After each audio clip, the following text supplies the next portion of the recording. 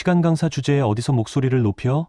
시어머니 임금자는 찬장을 쾅 닫으며 소쳤습니다. 우리 태윤이가 얼마나 잘났는데 당신 같은 애랑 결혼했는지. 저는 묵묵히 설거지를 계속했습니다. 이제는 눈물도 나지 않았어요. 15년 시댁살이 늘 이런 식이었거든요. 그런데 그날만큼은 달랐습니다. 그날 밤에 제 핸드폰으로 중요한 전화가 걸려왔거든요. 서영아, 이제 그만 들어와라. 할아버지의 목소리였어요. 그 전화 한 통이 제 인생을 바꿔놓게 될 줄은 그 당시에는 상상도 하지 못했었죠. 제 인생을 바꾸게 된 그날의 이야기, 지금 들려드릴게요. 이야기를 시작하기 전에 잠깐 구독, 좋아요를 눌러주세요. 더 많은 사연을 만드는 힘이 됩니다. 새벽 5시, 한서영은 조용히 일어나 부엌으로 향했습니다. 15년간 반복된 일상이었죠. 시댁 식구들을 위한 아침상을 차리는 게 그녀의 첫 번째 임무였거든요. 엄마, 서영이가 또 밥을 태웠나 봐요. 방에서 나온 남편 박태윤의 목소리가 들렸습니다. 한서영은 가스레인지를 확인했지만 아무 문제가 없었어요. 그저 트집을 잡고 싶어 하는 거였죠. 그러게 말이야. 시간 강사 주제의 집안일도 제대로 못해. 시어머니 임금자가 거실에서 대꾸했습니다. 우리 태윤이가 대학 교무처에서 얼마나 바쁜데 집에 와서 스트레스까지 받아야 하나. 한서영은 익숙한 모욕에도 표정 하나 바꾸지 않고 계속 아침 준비를 했습니다. 결혼 15년, 이런 말들은 이제 공기와 같았거든요. 서영아, 오늘 대학 가면 제발 좀 조용히 해라. 태윤이 식탁에 앉으며 말했어요. 어제 교무처 직원들이 내 얘기하던데 시간 강사가 왜 이렇게 많이 돌아다니냐고 하더라. 저는 제 강의실하고 연구실만 다녀요. 연구실이라고? 네가 무슨 연구를 해? 시어머니가 코웃음을 쳤습니다. 시간 강사 주제의 연구실이라니 창피하지도 않나? 한서영은 말없이 밥을 퍼서 상에 놓았습니다. 그녀가 실제로 어떤 일을 하는지 시댁 식구들은 전혀 모르고 있었어요. 알려고 하지도 않았고요. 아, 맞다. 시아버지 박종섭이 신문을 내려놓으며 말했습니다. 서영아, 내가 시간 강사라고 해서 우리한테 피해 주면 안 된다. 나는 대학 시설관리시에서 30년 근무했고 금자는 행정실 팀장이야. 태윤이는 교무처 과장이고 우리 가족이 다 대학에서 일하는데 너 때문에 우리 평판이 나빠지면 어쩌려고. 네, 죄송합니다. 죄송하다고? 죄송할 거면 아예 그만둬라. 임금자가 반찬을 집으며 쏘아붙였어요. 시간 강사 월급이 얼마나 된다고. 용돈도 안 되잖아. 그때 한서영의 핸드폰이 울렸습니다. 그녀는 화면을 보고 잠시 멈칫했어요. 할아버지라는 이름이 떠 있었거든요. 전화 받지 마. 태윤이 젓가락질을 멈추지 않고 말했어요. 밥 먹을 때는 전화 받는 거 아니야. 한서영은 핸드폰을 무음으로 돌렸습니다. 하지만 마음은 불안했어요. 할아버지는 평소에 이런 시간에 전화하지 않으셨거든요. 참, 서영아. 임금자가 갑자기 생각났다는 듯이 말했습니다. 이번 주말에 우리 친척들 모임 있어. 너는 오지 마. 왜요? 왜긴 왜야. 창피하게 시간 강사라고 소개할 수도 없고 그렇다고 거짓말할 수도 없잖아. 차라리 아프다고 해서 집에 있어. 한서영은 숟가락을 놓았습니다. 15년간 참아온 것들이 목구멍까지 올라오는 느낌이었어요. 저도 이 집 며느리인데. 며느리? 며느리가 시댁에 도움이 되기는커녕 집만 되면 그게 무슨 며느리야. 임금자의 목소리가 높아졌습니다. 우리 태윤이가 당신보다 훨씬 잘나고 대학에서도 인정받는 사람이야. 당신은 그저 붙어 사는 거지. 엄마 말이 맞아. 태윤이 고개를 끄덕였어요. 서영이, 너는 좀 겸손했으면 좋겠어. 시간 강사면 시간 강사답게 행동해야지. 왜 이렇게 목에 힘을 주고 사냐. 한서영은 일어서려고 했지만 다시 핸드폰이 울렸습니다. 이번에는 문자였어요. 급한 일이다. 당장 전화해라. 할아버지. 밥상에서 핸드폰 만지지 말라고 했잖아. 태윤이 소리쳤습니다.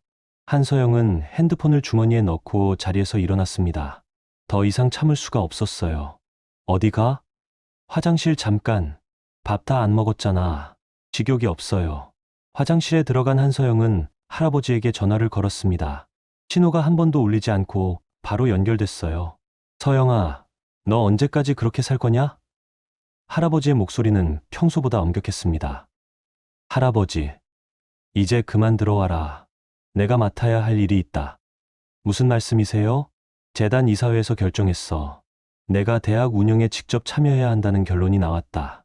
더 이상 숨어 있을 이유가 없어. 한서영은 가슴이 뛰는 걸 느꼈습니다. 15년간 숨겨온 자신의 정체, 그리고 이제까지 참아온 모든 것들이 떠올랐어요. 할아버지, 저는, 서영아, 내가 누구 손녀인지 잊었나? 언제까지 그 사람들한테 당하고만 살 거냐? 화장실 밖에서 태윤의 목소리가 들렸습니다. 서영아, 빨리 나와서 설거지해. 한서영은 거울 속 자신을 바라봤습니다. 15년간 초라하게 살아온 자신이 아니라 이제는 달라져야 할 자신을 보는 것 같았어요. 그날 오후, 한서영은 대학 강의실에서 수업을 마치고 나오는 길이었습니다. 복도에서 시어머니 임금자와 마주쳤어요. 어머, 서영이네. 임금자는 동료 직원들과 함께 있었습니다. 여러분, 제 며느리예요. 시간 강사하고 있어요. 동료들의 시선이 한서영에게 쏟아졌습니다. 그 시선 속에는 동정과 무시가 섞여 있었어요. 아, 그래요? 시간 강사. 한 명이 어색하게 웃었습니다. 요즘 시간 강사하기 힘들다던데. 그러게 말이에요. 월급도 얼마 안 되고 언제 잘릴지도 모르고. 임금자가 일부러 크게 말했어요. 그래도 뭐라도 하는 게 낫죠. 집에서 놀기만 할 수는 없으니까. 한서영은 고개만 숙여 인사했습니다. 말대꾸할 기분도 없었고 사실 마음은 다른 곳에 가 있었거든요. 할아버지의 전화가 계속 신경 쓰였어요. 그런데 서영이, 너 요즘 왜 이렇게 자주 본관 쪽에 가냐? 임금자가 갑자기 물었습니다. 어제도 봤는데 총장실 쪽에서 나오더라. 도서관 가는 길이었어요. 도서관, 시간 강사가 도서관에서 뭘 하는데? 동료 중 하나가 비웃듯 말했어요. 연구할 것도 없잖아. 저기요. 한서영이 처음으로 입을 열었습니다. 시간 강사도 연구합니다. 연구? 임금자가 큰 소리로 웃었어요. 얘가 정말 웃기네. 연구는 무슨 연구야? 논문이라도 써봤어? 썼습니다. 어디에? 어느 학회지에? 임금자의 목소리가 높아졌어요. 말만 하지 말고 증거를 대봐. 한서영은 대답하지 않았습니다. 사실 그녀는 지난 15년간 여러 편의 논문을 발표했지만 시댁 식구들은 전혀 관심이 없었어요. 알려고 하지도 않았고요. 봐봐, 말이 안 나오지. 동료들이 킬킬거렸습니다. 시간 강사가 무슨 연구야. 그때 복도 끝에서 정장을 입은 중년 남성이 걸어오고 있었습니다. 최영민 교무부처장이었어요. 그는 한서영을 보자 잠깐 멈칫했습니다. 한서영 박사님? 최영민이 다가오며 말했어요. 여기서 뭐 하세요? 임금자와 동료들이 깜짝 놀랐습니다. 교무부처장이 시간 강사를 박사님이라고 부르다니요. 아, 안녕하세요. 한서영이 고개를 숙였어요. 혹시 오늘 시간 되시면 제가 말씀드릴 게 있는데. 최영민이 말하다가 주변 사람들을 보았습니다. 아, 죄송합니다.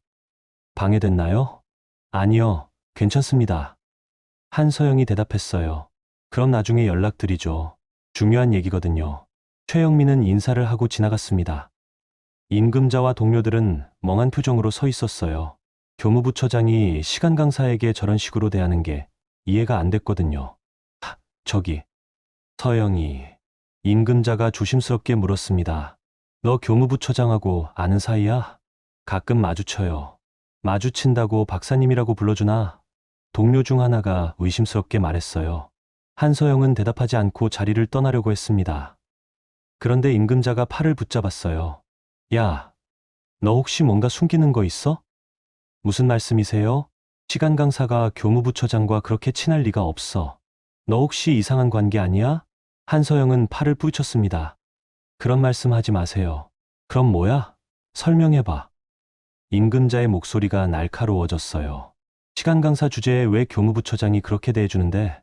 어머님, 저는 제가 할 일만 하고 있어요. 할 일? 임금자가 비웃었습니다. 시간 강사가 무슨 할 일이 있어? 강의 몇 시간 하는 게 전부잖아. 그때 한서영의 핸드폰이 또 울렸습니다. 이번에는 최영민 교무부처장이었어요. 받아봐.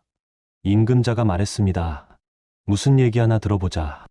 한서영은 핸드폰을 받을 수밖에 없었어요. 네, 안녕하세요. 한서영 박사님, 죄송한데 오늘 오후에 잠깐 시간 되세요? 재단 쪽에서 연락이 와서요. 최영민의 목소리가 핸드폰 너머로 들렸습니다. 임금자와 동료들의 눈이 커졌습니다. 재단이라고 했거든요. 재단요? 네. 이사회에서 논의할 게 있다고 하네요. 혹시 오늘 늦게라도 시간 되시면. 네, 알겠습니다. 전화를 끊은 후 주변이 조용해졌습니다. 임금자는 얼굴이 하얗게 질려 있었어요. 너 재단과 무슨 관계야? 모르겠어요. 한서영이 담담하게 대답했어요. 모르긴 뭘 몰라. 시간 강사가 재단 이사회와 무슨 상관이 있다고 임금자가 소쳤습니다. 하지만 한서영은 더 이상 대답하지 않고 그 자리를 떠났습니다. 뒤에서 임금자가 뭐라고 소리치는 게 들렸지만 이제 신경 쓰지 않았어요. 그날 저녁 집으로 돌아온 한서영을 맞은 건 시댁 식구들의 차가운 시선이었습니다. 서영아, 앉아봐. 시아버지 박종섭이 엄숙하게 말했어요. 우리가 물어볼 게 있어. 거실에는 시댁 식구들이 모두 모여 있었습니다. 마치 재판정 같은 분위기였어요. 너 오늘 교무부처장하고 만났다며?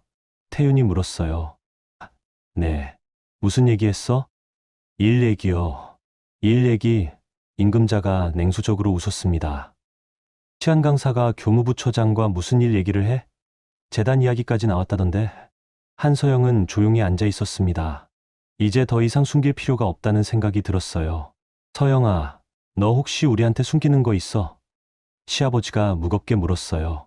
15년 동안 우리와 함께 살면서 뭔가 감춘 게 있냐? 없습니다. 없다고? 태윤이 벌떡 일어났어요. 그럼 교무부처장이 왜 너를 박사님이라고 불러?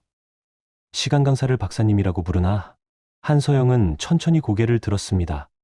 15년간 숨죽여 살아왔지만 이제는 달라져야 할 때인 것 같았어요. 저는 박사학위가 있습니다. 시댁 식구들이 모두 얼어붙었습니다. 박사학위라고? 임금자의 목소리가 떨렸습니다. 무슨 박사학위? 언제 어디서? 서울대학교에서요. 경영학 박사입니다. 한서영이 조용히 대답했어요. 거실이 순간 조용해졌습니다. 시댁 식구들은 모두 대학 졸업이 최종 학력이었거든요. 그들에게 박사학위는 상상도 할 수 없는 일이었어요. 서울대. 태윤이 헛웃음을 쳤습니다. 서울대 박사라고? 거짓말하지 마. 증명서 보여달라. 시아버지가 말했어요. 그런 중요한 걸 왜 지금까지 숨겼어? 한서영은 방으로 가서 서류 뭉치를 가져왔습니다. 박사학위 증명서와 함께 그동안 발표한 논문들의 목록이었어요. 이게 뭐야? 임금자가 서류를 훑어보며 중얼거렸습니다. 이 논문들 정말 내가 쓴 거야? 네. SCI급 논문이 이렇게 많다고? 태윤이 믿을 수 없다는 표정으로 말했어요. 시간 강사가 이런 논문을 써? 저는 시간 강사 이전의 연구자입니다. 한서영이 담담하게 말했어요. 그때 시아버지가 갑자기 화를 냈습니다. 그럼 왜 지금까지 숨겼어? 15년 동안 우리가 얼마나 무시하고 깔봤는데. 왜 그때 말하지 않았어? 말해도 믿지 않으셨을 거예요. 믿지 않았다고? 임금자가 소리쳤습니다. 그럼 증명하면 됐잖아. 왜 15년 동안 바보처럼 당하고만 있었어? 한서영은 대답하지 않았습니다. 사실 그녀에게는 더 큰 비밀이 있었거든요. 박사학위는 시작에 불과했어요. 그리고 오늘 교무부처장이 말한 재단 얘기는 뭐야? 태윤이 추궁했습니다. 시간 강사가 재단과 무슨 관계가 있다고? 잘 모르겠어요. 모르긴 뭘 몰라. 임금자가 테이블을 쳤습니다. 분명히 뭔가 있어. 내가 우리한테 숨기는 게 또 있다는 거지. 한서영은 여전히 침묵을 지켰습니다. 이제 모든 걸 말해야 할 때가 온 것 같았지만 아직은 때가 아니라는 생각이 들었어요. 서영아, 너 우리를 바보로 만든 거야? 시아버지가 차가운 목소리로 말했어요. 15년 동안 우리가 너를 얼마나 무시하고 깔봤는데 사실은 내가 우리보다 훨씬 잘난 사람이었다는 거네? 그런 게 아니에요. 그런 게 아니긴 뭐가 아니야. 태윤이 소쳤습니다. 서울대 박사면 왜 시간 강사를 해? 정교수도 될 수 있잖아. 한서영은 깊은 한숨을 쉬었습니다. 그건 제 선택이었어요. 선택? 임금자가 비웃었습니다. 무슨 선택? 박사학위 가진 사람이 왜 굳이 시간 강사를 해? 그때 한서영의 핸드폰이 울렸습니다. 할아버지였어요. 받지 마. 태윤이 말했어요. 지금 우리가 얘기하고 있잖아. 하지만 핸드폰은 계속 울렸습니다. 한서영은 결국 전화를 받을 수밖에 없었어요. 네, 할아버지. 서영아, 내일 재단 이사회에 참석해라.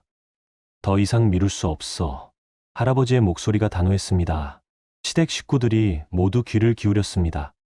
할아버지라는 말과 재단 이사회라는 말이 그들의 뇌리에 박혔어요. 할아버지, 15년 동안 충분히 기다렸어. 이제 내가 맡아야 할 일이 있다. 전화가 끊어진 후 거실은 다시 조용해졌습니다. 시댁 식구들의 얼굴이 하얗게 질려 있었어요. 너 혹시 임금자가 떨리는 목소리로 물었습니다. 재단과 무슨 관계야? 한서영은 더 이상 피할 수 없다는 걸 알았습니다. 제 할아버지가 재단 이사장이세요. 폭탄 발언이었습니다.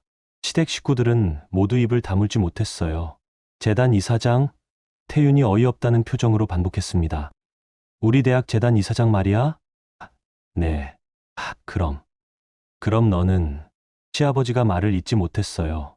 한정수 이사장이 제 할아버지입니다. 한서영이 분명하게 말했어요.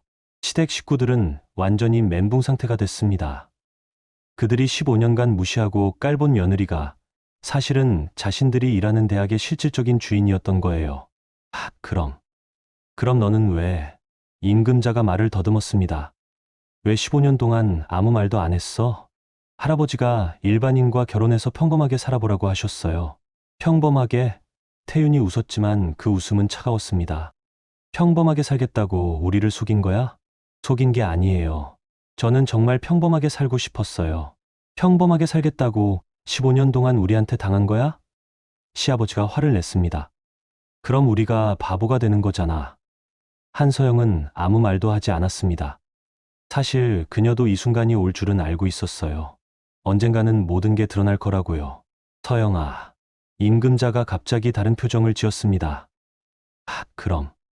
그럼 우리가 지금까지 한 말들. 혹시 기분 나빴어? 변해도 너무 빨리 변하는 태도였습니다. 방금 전까지 소리치고 화내던 사람이 갑자기 조심스러워졌어요. 그런 건 아무 상관없어요. 한서영이 담담하게 말했어요. 상관없긴. 우리가 몰라서 그랬어. 만약에 진작 알았으면. 시아버지도 당황한 모습이었습니다. 알았다고 달라졌을 건 없어요. 한서영이 일어서려고 했어요. 어디 가? 태윤이 물었습니다. 내일 일찍 나가야 해서요. 재단 이사회 때문에? 네. 태윤은 아무 말도 할 수 없었습니다. 자신이 대학 직원이라고 우쭐대 왔는데 부인이 사실은 그 대학의 주인이었다니요. 그날 밤 한서영은 잠들지 못했습니다. 15년간 숨겨온 비밀이 드러났지만 이제 더 큰 결정을 해야 할 때가 온 거예요. 할아버지의 말대로라면 이제 정말 평범한 삶은 끝나는 거였거든요. 새벽 2시 한서영은 조용히 일어나 서재로 갔습니다. 거기에는 그녀가 15년간 모아온 것들이 있었어요. 논문, 연구 자료, 그리고 할아버지와 나눈 편지들. 그 편지들에는 언젠가 그녀가 재단으로 돌아와야 한다는 내용이 적혀 있었거든요. 한서영은 마지막 편지를 꺼냈습니다. 작년에 받은 편지였어요. 서영아, 내가 언제까지 그곳에서 숨어 살 거냐? 너는 우리 재단의 유일한 후계자다. 이제 그만 돌아와라. 그녀는 편지를 내려놓고 창밖을 바라봤습니다. 15년간의 평범한 삶이 내일부터는 완전히 달라질 거라는 걸 알고 있었어요. 다음날 아침, 한서영이 일어났을 때는 이미 시댁 식구들이 모두 일어나 있었습니다. 평소라면 그녀가 제일 먼저 일어나 아침을 준비했는데 오늘은 분위기가 달랐어요. 서영아, 일어났어. 임금자가 어색하게 웃으며 말했습니다. 아침 내가 해놨어. 앉아서 먹어. 15년 만에 처음으로 시어머니가 아침을 차려준 거였습니다. 한서영은 당황스러웠어요. 어머니가 하실 필요 없었는데요. 아니야. 내가 오늘 중요한 일이 있다고 했잖아. 임금자가 부산스럽게 밥을 퍼주었습니다. 재단 이사회 참석한다며? 많이 먹어야 해. 태윤도 평소와 다른 모습이었어요. 신문을 읽는 척하면서 자꾸 한서영을 힐끔힐끔 쳐다봤거든요. 서영아. 시아버지가 조심스럽게 입을 열었습니다. 혹시 오늘 재단 이사회에서 무슨 얘기가 나올 것 같아? 잘 모르겠어요. 혹시 인사 관련된 얘기는 아니겠지? 시아버지의 목소리에 불안함이 묻어 있었어요. 한서영은 그제야 깨달았습니다. 시댁 식구들이 무서워하고 있다는 거요. 자신들이 15년간 무시해온 며느리가 사실은 자신들의 직장 운명을 좌우할 수 있는 사람이었다는 걸 알게 됐으니까요. 별일 없을 거예요. 한서영이 담담하게 말했어요. 그렇겠지. 임금자가 애써 웃었습니다. 우리 서영이가 착하니까 그런 건 생각도 안 하겠지. 그때 한서영의 핸드폰이 울렸습니다. 최영민 교무부처장이었어요. 네, 안녕하세요. 한서영 박사님, 죄송한데 혹시 일찍 오실 수 있으세요? 재단에서 9시까지 오라고 하네요. 네, 알겠습니다. 전화를 끊자마자 시댁 식구들의 시선이 집중됐습니다. 9시까지 오라고 하네? 태윤이 떨리는 목소리로 말했어요. 뭔가 큰일이 있나 보다. 한서영은 자리에서 일어났습니다. 먼저 가볼게요. 서영아. 임금자가 급하게 불렀습니다. 혹시 재단에서 우리 얘기 나오면. 무슨 얘기요? 그게 우리가 대학에서 일하고 있잖아. 혹시 뭔가 문제가 있다면. 한서영은 시어머니를 바라봤습니다. 15년간 자신을 깔보고 무시했던 그 사람이 지금은 불안해서 떨고 있었어요. 걱정하지 마세요. 저는 사적인 감정으로 일을 처리하지 않아요. 정말? 시아버지가 확인하듯 물었어요. 네. 하지만 한서영의 마음속에는 다른 생각이 있었습니다. 15년간 참아온 것들이 이제야 터져 나올 것 같은 느낌이었어요. 대학에 도착한 한서영은 곧바로 재단 사무실로 향했습니다. 15년 만에 들어가는 곳이었어요. 어릴 때는 자주 왔던 곳인데 결혼 후에는 한 번도 오지 않았거든요. 서영아, 할아버지 한정수가 사무실에서 기다리고 있었습니다. 오랜만이다. 안녕하세요, 할아버지. 15년 동안 고생했다. 할아버지의 목소리에는 미안함이 묻어 있었어요. 이제 그만 돌아와라, 할아버지. 내가 처음에 평범하게 살아보라고 했지만 이건 너무 심했어. 내가 그런 대우를 받으면서 살아야 할 이유는 없다. 한서영은 할아버지의 책상에 앉았습니다. 어릴 때 자주 앉던 자리였어요. 할아버지, 저는 이혼하려고 해요. 그럴 줄 알았다. 할아버지가 고개를 끄덕였습니다. 그 사람들한테 더 이상 당할 필요 없어. 하지만 이혼하기 전에 제가 하고 싶은 일이 있어요. 뭔데? 한서영은 잠시 망설였습니다. 15년간 마음속에 쌓여온 것들이 한꺼번에 올라오는 느낌이었어요. 저를 무시한 사람들에게 제대로 알려주고 싶어요.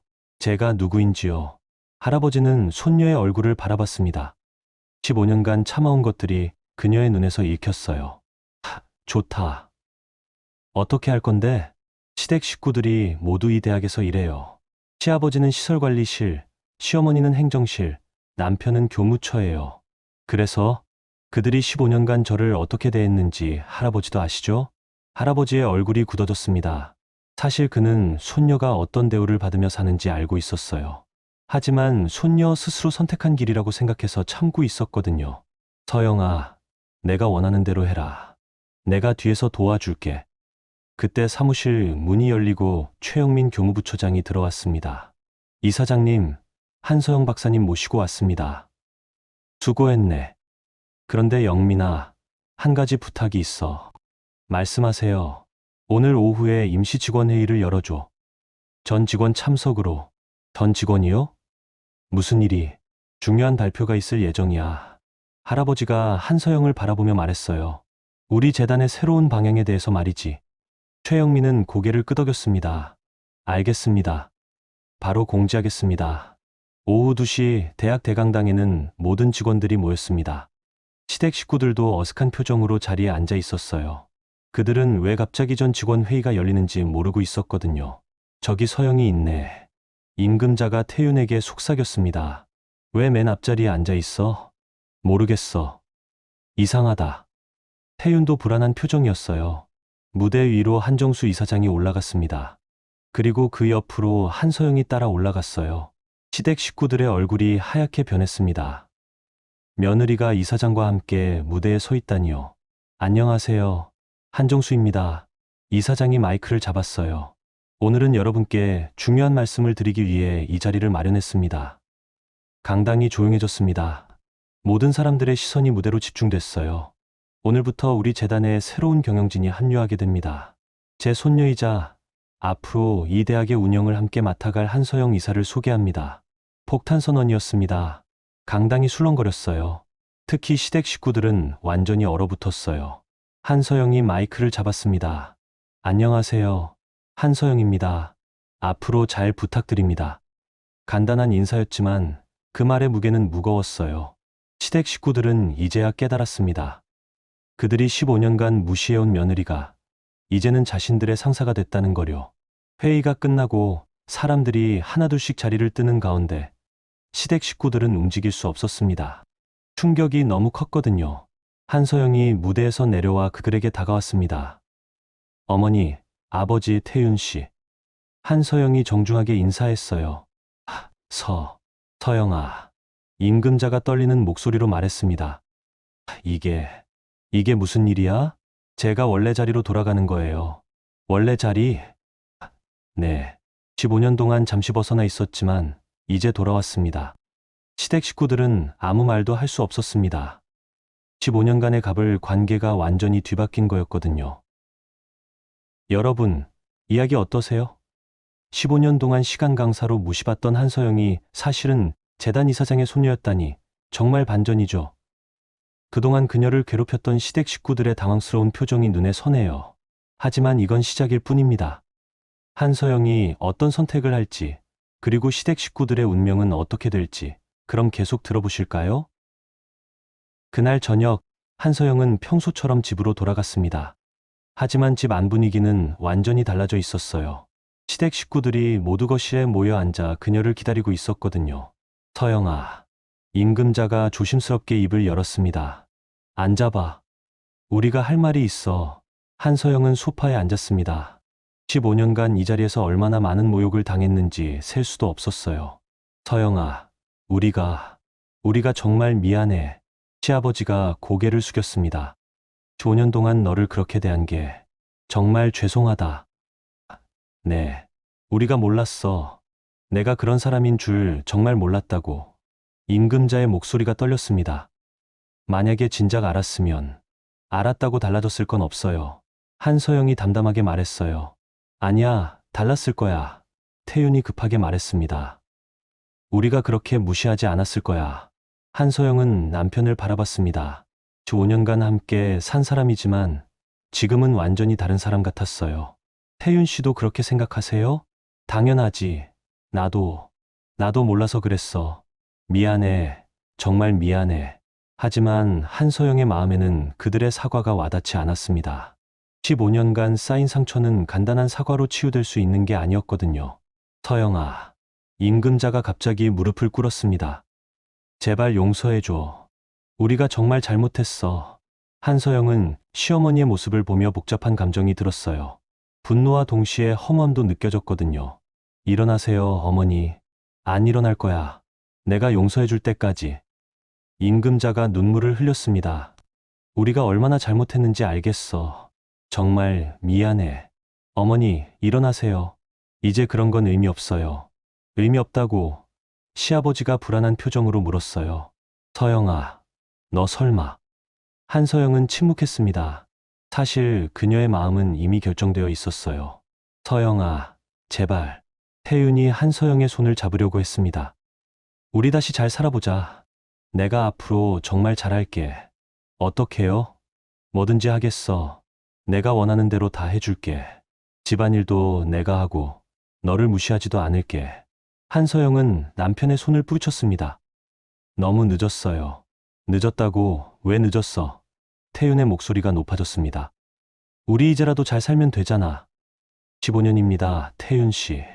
15년 동안 저를 어떻게 대했는지 기억해보세요. 그건 정말 미안해. 하지만 이제라도 뭐요? 한서영이 일어섰습니다. 제가 재단 이사라는 걸 알았으니까 이제라도 잘해주겠다는 거예요? 시댁 식구들은 할 말을 잃었습니다. 한서영의 말이 전곡을 찌른 거였거든요. 서영아, 그런 뜻이 아니야. 임금자가 애원하듯 말했습니다. 우리가 정말 반성하고 있어. 반성이요? 한서영이 차가운 미소를 지었어요. 15년 동안 저를 무시할 때는 반성이 없었잖아요. 그건 시간 강사 주제에 뭘 안다고 나대냐고 하셨죠? 시간 강사면 시간 강사답게 살라고 하셨고요. 시댁 식구들의 얼굴이 하얗게 질렸습니다. 자신들이 했던 말들이 그대로 되돌아오고 있었어요.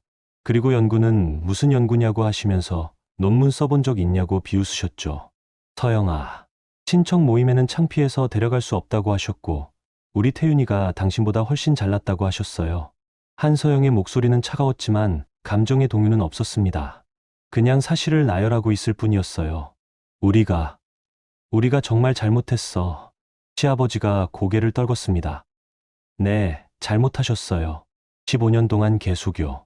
그때 한서영의 핸드폰이 울렸습니다. 변호사 사무실에서 걸려온 전화였어요. 네, 안녕하세요. 한서영 고객님, 이혼 서류 준비 완료됐습니다. 언제 오실 수 있으세요? 시댁 식구들이 모두 얼어붙었습니다. 이혼 서류라는 말이 그들의 귀에 꽂혔거든요. 내일 오전에 갈게요. 전화를 끊자마자 태윤이 벌떡 일어났습니다. 이혼이라고? 서영아, 설마 이혼하려는 거야? 네. 왜 갑자기? 갑자기가 아니에요. 15년 동안 생각해온 거예요. 태윤은 믿을 수 없다는 표정이었습니다. 15년 동안? 그럼 언제부터? 처음부터요. 하지만 할아버지가 평범하게 살아보라고 하셔서 참았어요. 참았다고 임금자가 소리쳤습니다. 그럼 15년 동안 우리와 사는 게 참는 거였어? 그렇게 생각하시면 돼요. 시댁 식구들은 완전히 패닉 상태가 됐습니다. 며느리가 이혼한다는 것도 충격이었지만 더 큰 문제가 있었거든요. 서영아, 시아버지가 떨리는 목소리로 말했어요. 그럼 우리 일은 어떻게 되는 거야? 무슨 일 말씀이세요? 대학에서 하는 일 말이야. 우리가 다 거기서 일하고 있잖아. 한서영은 그제야 시아버지의 걱정이 뭔지 알았습니다. 자신들의 직장이 위험해질 수도 있다는 거였어요. 그건 잘 모르겠네요. 모르겠다고? 태윤이 급해졌습니다. 서영아, 너 설마 우리를 해고시킬 거야? 아직 결정한 건 없어요. 결정한 건 없다고 임금자가 더욱 불안해했습니다. 그럼 할 수도 있다는 거네? 한서영은 대답하지 않았습니다. 사실 그녀의 마음속에는 분명한 계획이 있었어요. 서영아, 제발. 시아버지가 애원했습니다. 우리가 아무리 잘못했어도 일까지 잃으면 안 돼. 우리 나이에 다른 직장 구하기 힘들어. 그건 어머니, 아버지 문제예요. 우리 문제라고?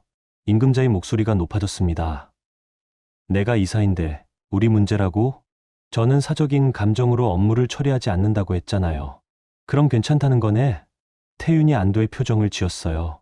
하지만 한서영의 다음 말은 그들을 더욱 절망에 빠뜨렸습니다. 하지만 업무 능력에 따른 인사조치는 별개의 문제겠죠. 시댁 식구들의 얼굴이 창백해졌습니다.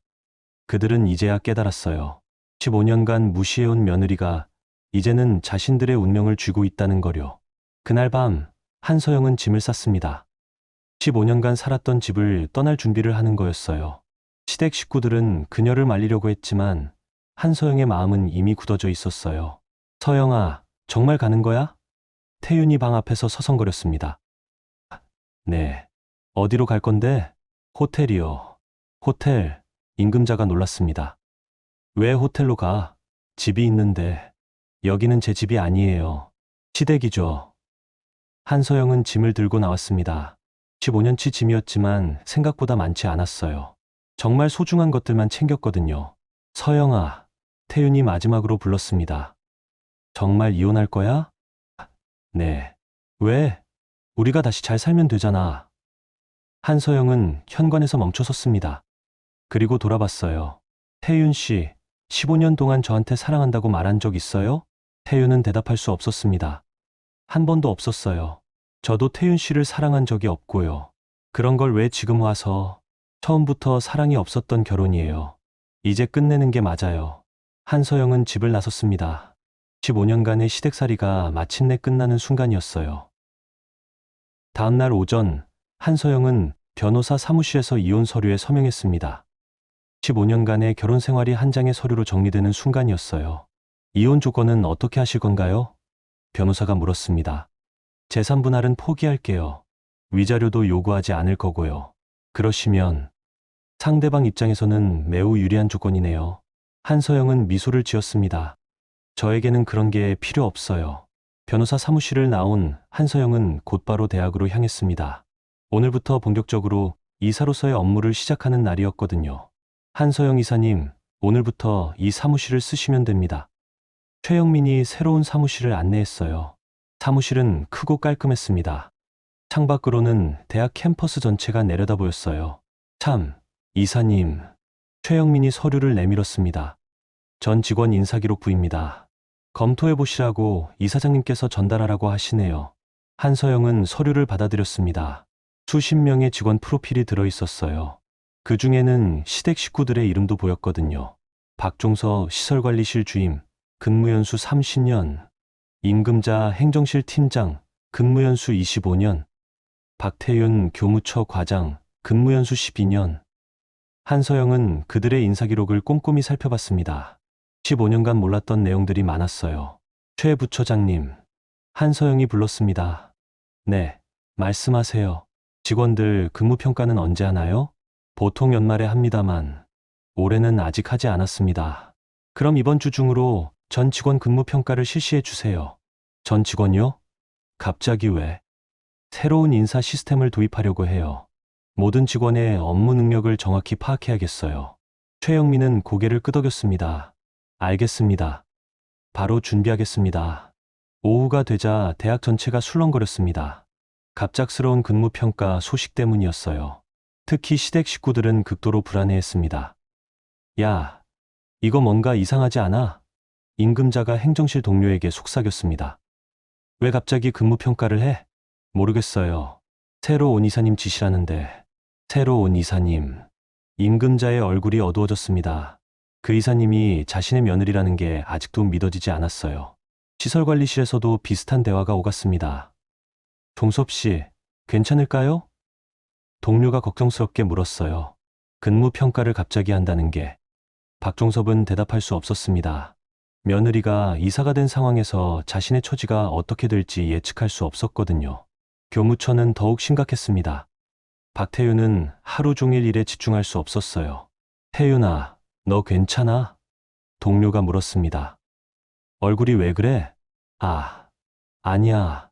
괜찮아. 근무평가 때문에 걱정되나? 너는 괜찮을 거야. 하지만 태윤은 그렇게 생각하지 않았습니다. 한서영이 어떤 마음으로 자신을 평가할지 알 수 없었거든요. 그날 저녁 시댁 식구들은 다시 모였습니다. 한서영이 없는 집이 이상하게 적막했어요. 이거 어떻게 하지? 임금자가 한숨을 쉬었습니다. 서영이가 정말 우리를 해고할 생각인 것 같아. 아직 확실한 건 아니잖아. 시아버지가 말했지만 목소리에 확신은 없었어요. 근무평가를 갑자기 하는 게 어디 좋은 신호야. 태윤이 짜증을 냈습니다. 분명히 우리를 내보내려는 거야. 그럼 어떻게 해? 빌어야 하나? 빌어봤자 소용없어. 서영이 표정 봤어? 완전히 돌아선 거야. 그들은 처음으로 자신들의 미래가 불안해졌습니다. 15년간 안정적이라고 생각했던 직장이 위험해진 거예요. 한편 한서영은 호텔방에서 시댁 식구들의 인사기록을 다시 검토하고 있었습니다. 그녀의 표정은 차가웠어요. 박종섭의 기록을 보니 지난 5년간 근무평가가 보통 수준이었습니다. 특별한 성과도 없었고 오히려 몇 번의 지적사항이 있었어요. 임금자의 기록은 더욱 문제가 많았습니다. 민원 처리 과정에서의 불친절, 업무 태도 불량 등이 여러 차례 지적되어 있었어요. 박태윤의 경우는 조금 달랐습니다. 업무 능력은 평균 정도였지만 동료들과의 관계에서 문제가 있다는 기록이 있었어요. 한서영은 서류를 덮고 창밖을 바라봤습니다. 15년간 자신을 무시했던 사람들이 이제는 자신의 손안에 있다는 게 묘한 느낌이었어요. 다음 날 근무평가가 시작됐습니다. 한서영은 직접 평가에 참여하지 않았지만 그녀의 지시에 따라 매우 엄격한 기준이 적용됐어요. 박종섭 주인님, 들어오세요. 평가관이 불렀습니다. 시아버지는 긴장한 모습으로 평가실에 들어갔습니다. 30년간 일해온 곳이었지만 이렇게 떨린 적은 처음이었어요.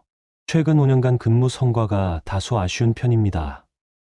평가관이 서류를 보며 말했어요. 특히 시설 점검에서 놓친 부분들이 많았네요. 그건 인력이 부족해서 인력 부족을 이유로 할 수는 없습니다. 주임의 역할은 제한된 자원으로 최대 효과를 내는 것이니까요. 시아버지는 아무 말도 할 수 없었습니다. 임금자의 평가는 더욱 혹독했습니다. 민원인들로부터 불만이 많이 접수됐네요. 업무 처리가 불친절하다는 지적이 반복적으로 나왔습니다. 그건 워낙 까다로운 민원인들이 많아서 민원인이 까다롭다고 해서 불친절해도 된다는 건 아니죠. 팀장으로서의 자질에 의문이 듭니다. 임금자의 얼굴이 하얗게 질렸습니다. 박태윤의 평가도 마찬가지였습니다. 동료들과의 협업 능력이 부족하다는 평가가 많네요. 과장으로서 팀을 이끌어 나가는 리더십도 아쉽고요. 저는 나름대로 열심히 하는 것과 잘하는 것은 다릅니다. 평가가 끝난 후 시댁 식구들은 모두 절망적인 표정이었습니다. 누가 봐도 좋지 않은 평가를 받은 게 분명했거든요. 그날 오후 한서영은 할아버지를 만났습니다. 평가 결과 어떻던?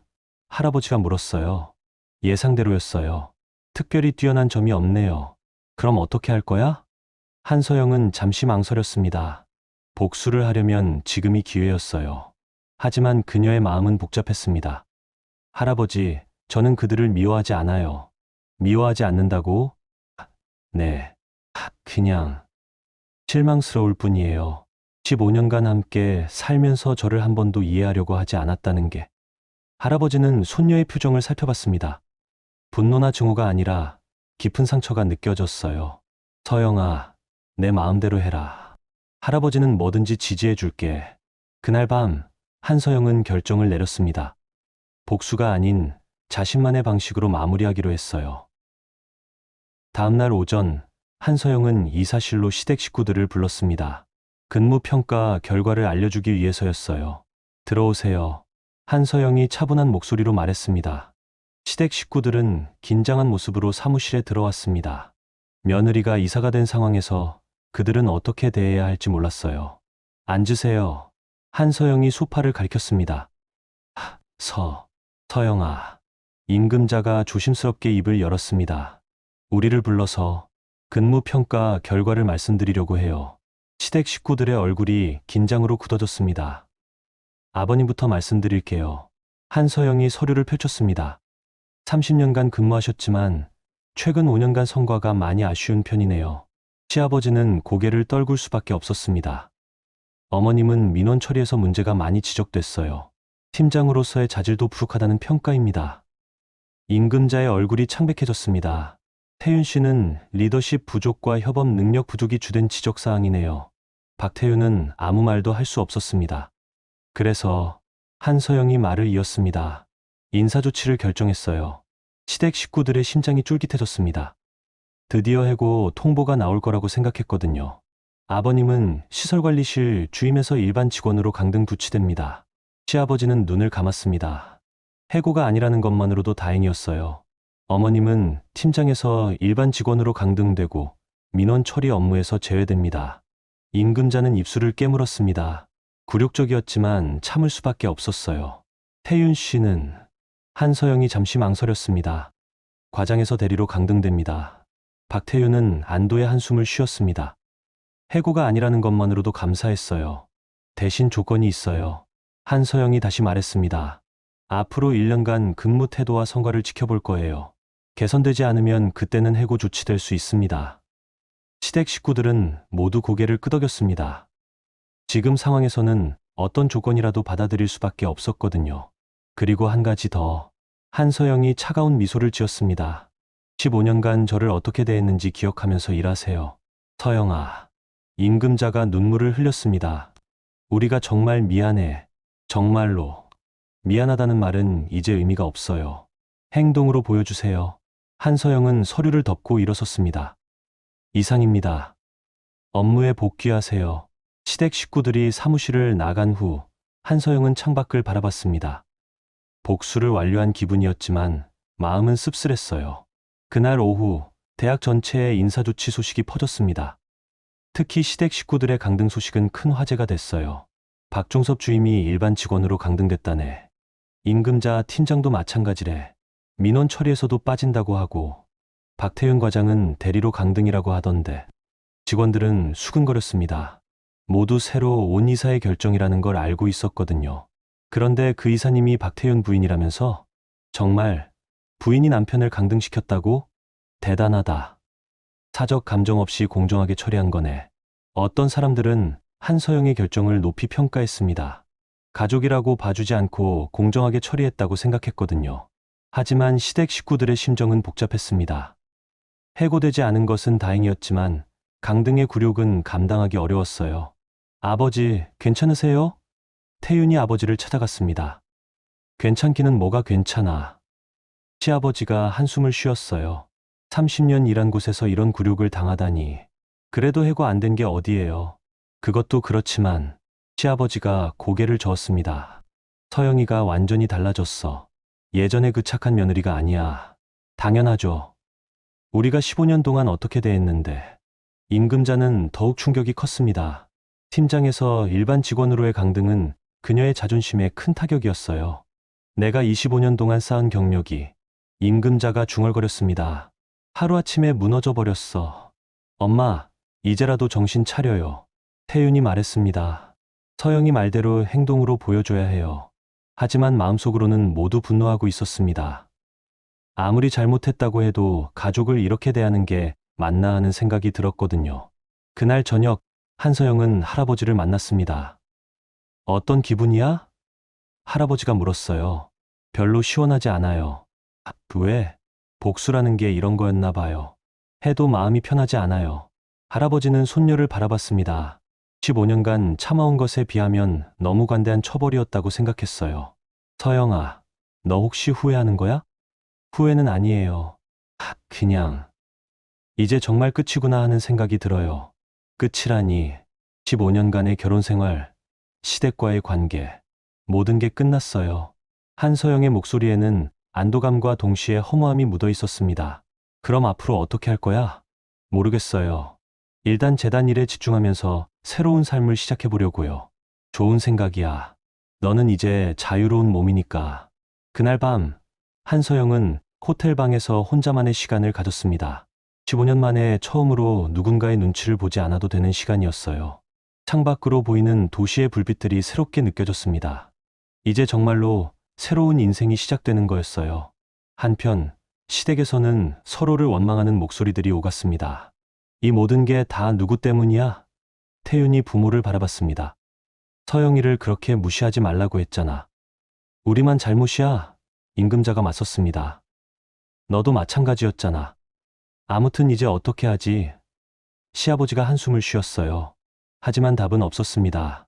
15년간 쌓인 것들은 하루아침에 해결될 수 있는 게 아니었거든요.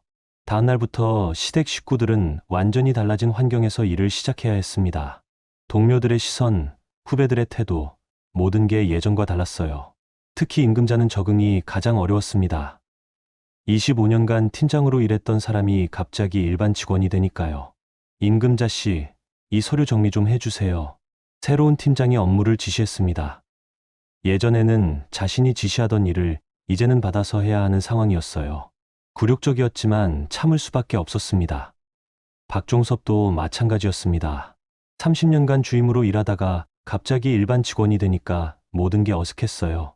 박태윤은 그나마 상황이 나았지만 과장에서 대리로의 강등은 그의 자존심에 큰 상처를 줬습니다. 하지만 그들 모두에게는 공통점이 하나 있었어요. 바로 한서영에 대한 복잡한 감정이었습니다. 미안함과 동시에 원망도 있었고 두려움과 동시에 존경심도 생겨나고 있었거든요. 어쨌든 이제 새로운 관계가 시작된 거였어요. 15년간의 갑을 관계는 완전히 뒤바뀌었고 모든 사람들이 새로운 현실에 적응해야 하는 상황이 된 거였죠. 한 달이 지났습니다. 한서영의 이혼은 공식적으로 성립됐고 그녀는 완전히 새로운 삶을 시작했어요. 재단 이사로서의 업무에 적응한 한서영은 대학 운영에 많은 변화를 가져왔습니다. 특히 직원들의 근무 환경 개선과 업무 효율성 향상에 집중했어요. 한서영 이사님 덕분에 대학 분위기가 많이 좋아졌어요. 최영민 부처장이 보고했습니다. 직원들 만족도도 크게 올랐고요.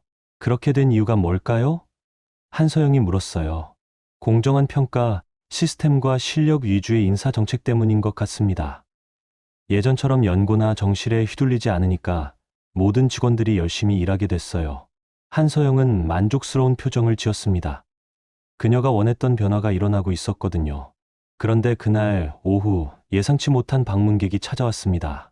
바로 임금자였어요. 서영아, 시간 있어. 임금자가 사무실 문을 조심스럽게 두드렸습니다. 들어오세요. 한서영이 냉정하게 말했어요.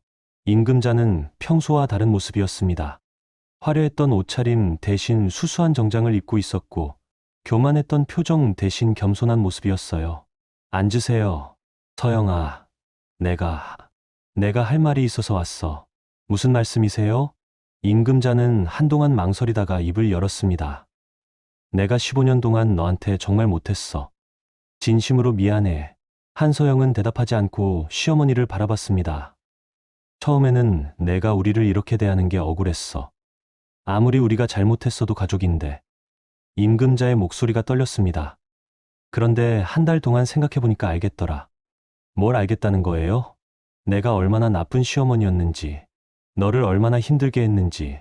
임금자가 눈물을 흘리기 시작했습니다. 15년 동안 너는 한 번도 나한테 대든 적이 없었어. 항상 참고 참았지. 그런데 나는 그걸 당연하게 생각했어. 한서영의 표정이 조금씩 부드러워졌습니다. 내가 너한테 한 말들, 시간 강사 주제에 어쩌고저쩌고 했던 말들, 지금 생각하면 정말 부끄러워. 어머니, 서영아, 나 이제 알겠어. 내가 왜 15년 동안 아무 말 안 했는지, 왜 끝까지 참았는지. 임금자가 한서영의 손을 잡으려고 했지만 한서영은 손을 뺐어요. 어머니, 너무 늦었어요. 늦었다는 걸 알아. 하지만 그래도 말하고 싶었어. 내가 잘못했다고. 한서영은 창밖을 바라봤습니다. 한 달 전만 해도 이런 사과를 받으면 기분이 좋아졌을 텐데 지금은 별로 감동이 없었어요. 어머니, 저는 어머니를 용서해요. 정말. 임금자의 얼굴이 밝아졌습니다. 네. 하지만 예전 관계로 돌아갈 수는 없어요. 그건 왜? 15년간 쌓인 상처는 쉽게 치유되지 않아요. 그리고 저도 많이 변했고요.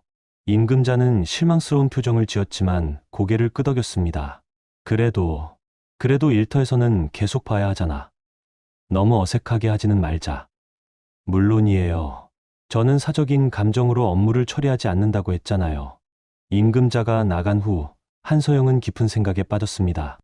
복수는 끝났지만 새로운 관계 설정이 필요한 시점이었어요. 그날 저녁, 한서영은 할아버지와 저녁을 먹었습니다. 오늘 임금자가 찾아왔다며? 할아버지가 물었어요. 네, 사과하러 왔어요. 어떤 기분이었어? 별로.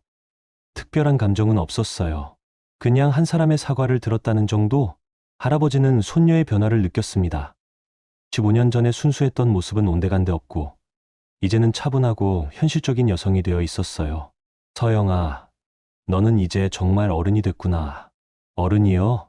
복수를 했지만 거기에 매몰되지 않고 용서는 하지만 관계 설정은 분명히 하고 정말 어른스러워. 한서영은 미소를 지었습니다. 15년간 배운 거예요. 앞으로 계획은 뭐야? 재단 일에 집중하면서 제 인생을 새롭게 시작하려고 해요. 아직 30대 후반이니까 늦지 않았죠? 물론이지. 그런데 결혼은 생각 안 해? 지금은 아니에요. 혼자 사는 것도 나쁘지 않더라고요. 할아버지는 손녀의 답변에 안심했습니다. 이제는 정말로 독립적인 여성이 된 것 같았어요. 한편 시댁에서는 큰 변화가 일어나고 있었습니다. 한서영이 떠난 후 가족들이 비로소 그녀의 빈자리를 느끼게 됐거든요. 엄마, 저녁은 누가 해요? 태윤이 물었습니다. 내가 해야지. 그런데 서영이가 어떻게 매일 이런 걸 다 했을까? 임금자가 한숨을 쉬었어요. 집안일부터 시작해서 모든 것이 어색했습니다. 15년간 한서영이 혼자서 다 해왔던 일들을 이제는 나눠서 해야 했거든요. 아버지, 화장실 전구 나갔어요. 태윤이 말했습니다. 그런 건 서영이가 알아서 했는데. 시아버지가 중얼거렸습니다. 그제야 그들은 깨달았습니다. 한서영이 단순히 며느리가 아니라 집안의 중심이었다는 거요. 우리가 정말 바보였네. 태윤이 허탈하게 웃었어요. 15년 동안 서영이가 우리를 얼마나 잘 챙겨줬는데. 지금 와서 후회해봤자. 시아버지가 말끝을 흐렸습니다. 몇 주가 더 지났습니다. 시댁 식구들은 각자의 새로운 처지에 적응해가고 있었어요. 강등의 굴욕은 여전했지만 그래도 열심히 일하면서 인정받으려고 노력했습니다. 특히 임금자는 많이 달라져 있었어요. 예전처럼 민원인들에게 불친절하지 않았고 동료들과도 겸손하게 지냈습니다. 임금자 씨, 요즘 많이 달라지셨네요. 동료가 말했어요. 그래요? 저도 모르겠어요. 예전보다 훨씬 친근해지셨어요. 일 처리도 꼼꼼해지셨고 임금자는 씁쓸한 미소를 지었습니다. 15년간 잘못 살아온 것들을 이제야 깨닫고 있었거든요. 박종섭과 박태윤도 마찬가지였습니다. 강등 이후 더욱 성실하게 일했고 동료들과의 관계도 개선하려고 노력했어요. 그런 어느 날 한서영이 직접 시설관리실을 찾아왔습니다. 한서영 이사님? 시아버지가 놀랐습니다. 안녕하세요. 시설 점검차 왔어요. 한서영은 이사로서의 업무를 수행하고 있었습니다. 개인적인 감정과는 별개로 대학 운영을 위한 정기 점검이었어요. 최근 시설관리 상태가 많이 개선됐다고 들었어요. 한서영이 전체 직원들에게 말했습니다. 박종섭 씨의 노력 덕분인 것 같네요. 시아버지는 예상치 못한 칭찬에 당황했습니다. 네, 감사합니다. 앞으로도 계속 부탁드려요. 한서영의 태도는 완전히 공적이었습니다. 시아버지라고 특별히 대하지도 않았고 그렇다고 차갑게 대하지도 않았어요. 그냥 동료 직원을 대하는 것과 똑같았습니다. 점검을 마친 후 한서영은 시아버지와 잠깐 개별 면담을 했습니다. 아버님, 최근 근무 태도가 많이 좋아졌어요. 서영아, 아니 이사님, 시아버지가 어색하게 말했어요. 뭐라고 불러야 할지 편하게 부르세요. 여기서는 이사고 사적인 자리에서는 예전 그대로요. 그럼. 서영아, 고맙다. 이렇게 기회를 줘서 기회는 아버님이 스스로 만드신 거예요. 저는 그냥 확인했을 뿐이고요. 시아버지의 눈에 눈물이 맺혔습니다. 며느리의 큰 마음에 감동했거든요. 서영아, 우리가 정말 잘못했어. 15년 동안. 이제 그런 얘기는 하지 마세요. 다 지난 일이에요. 정말 용서해 준 거야? 네. 하지만 예전 관계로는 돌아갈 수 없다는 것도 이해해 주세요. 시아버지는 고개를 끄덕였습니다. 6개월이 지났습니다. 한서영은 재단 이사로서 완전히 자리를 잡았고 대학도 안정적으로 운영되고 있었어요.